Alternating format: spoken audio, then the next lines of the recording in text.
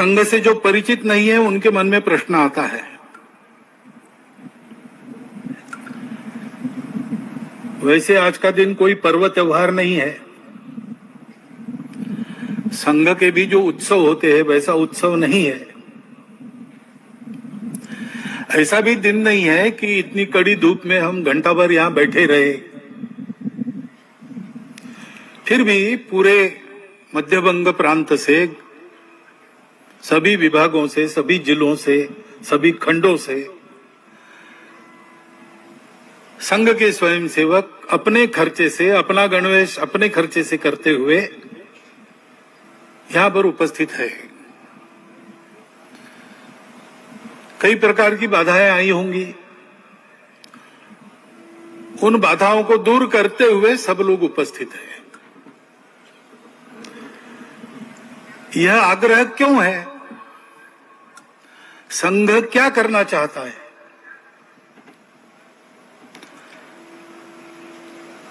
तो एक वाक्य में इस प्रश्न का उत्तर देना हो तो संघ संपूर्ण हिंदू समाज का संगठन करना चाहता है। हिंदू समाज का संगठन क्यों? क्योंकि इस देश का उत्तरदायी समाज हिंदू समाज है। अमृत वचन पहले पढ़ा गया, वो आपने सुना। भारतवर्ष एक भूगोल नहीं है केवल। भूगोल तो छोटा बड़ा होते रहता है, परंतु भारत तब कहा जाता है जब उसका एक स्वभाव होता है। भारत का एक स्वभाव है। उस स्वभाव के साथ हम नहीं रह सकते, ऐसा जिनको लगा उन्होंने अपना अलग देश बना लिया।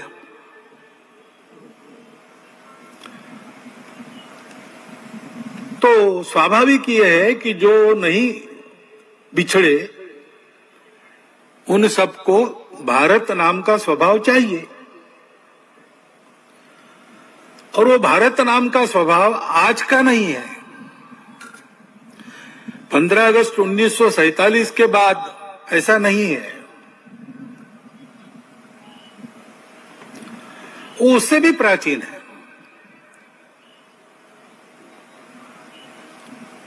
बहुत प्राचीन है। जब दुनिया के इतिहास ने आंखें खोली तो उसने इस भूभाग पर, जिसको भूगोल में इंडो ईरानियन प्लेट कहते हैं, इस भूभाग पर रहने वाले सबका यही स्वभाव पाया। वो स्वभाव क्या है? विश्व की विविधता को स्वीकार करके हिंदू चलता है। सभी की अपनी अपनी विशिष्टताएं होती है।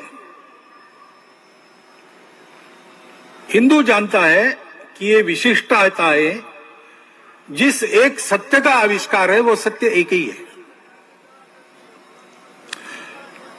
सृष्टि के चराचर जगत में, जड़ चेतन सब में वही एक है जो नहीं बदलता, जो पहले भी था, आज भी है, कल भी रहेगा। वो शाश्वत है।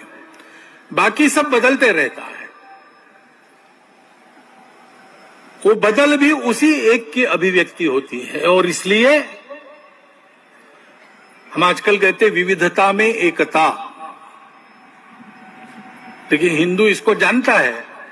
इसलिए जानता है कि वो ये समझता है कि ये एकता की ही विविधताएं हैं, विशिष्टताएं, एकता का श्रृंगार है। और इसलिए अपनी अपनी विशिष्टता पर श्रद्धा पूर्वक चलो, सबकी विशिष्टताओं का सम्मान करो। मनुष्य को व्यक्ति के नाते जीना है, लेकिन केवल व्यक्ति के नाते नहीं जीना है। व्यक्ति परिवार के लिए है, परिवार समाज के लिए है, समाज मानवता के लिए है। सारा जीवन सृष्टि जीवन में आता है। और इसलिए पर्यावरण की मित्रता भी उस स्वभाव में पहले से है। व्यक्ति बड़ा कि समाज बड़ा, ये विवाद यहां पर है नहीं। सबकी अपनी अपनी सत्ता है, अपनी सत्ता दूसरों की सत्ता को बड़ी करने के काम में आए। हम बड़े हों तो दूसरों को बड़ा करे, वही वास्तविक बड़प्पन है। हमारे यहां राजा महाराजाओं की कथा नहीं चलती, बहुत हो गए, कोई याद नहीं रखता। लेकिन उस राजा को याद रखते हैं जिसने अपने पिताजी के वचन के पालन के लिए 14 वर्ष वन में रहना स्वीकार किया। उसके भाई राजा की कथा चलती है जिसने 14 वर्ष तक अपने बड़े भाई की पादुका लेकर उनके नाम पर राज्य किया। 14 वर्ष के पश्चात अखंड सत्ता में रहने के बाद भी, भाई वापस आने के बाद उसका राज्य सही सलामत उसको सुपुर्द कर दिया। हमारे यहां धनवान भी बहुत है और हो चुके हैं, लेकिन धनवानों की कथा हमारे यहां नहीं चलती।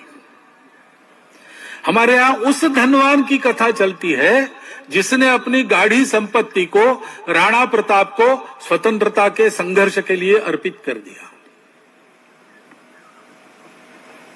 कौन कितना कमाता है हमारे यहां उसका महत्व नहीं है। पूरे भारतवर्ष में एक ऐसे व्यक्ति का नाम चलता है जिसने एक पैसा नहीं कमाया,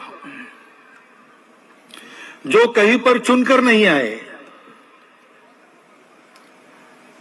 जिनकी माताजी की चिंता करने के लिए खेतड़ी के राजा मनी ऑर्डर भेजते थे, ये चिंता नहीं कर सकते थे, ऐसे अकिंचन थे।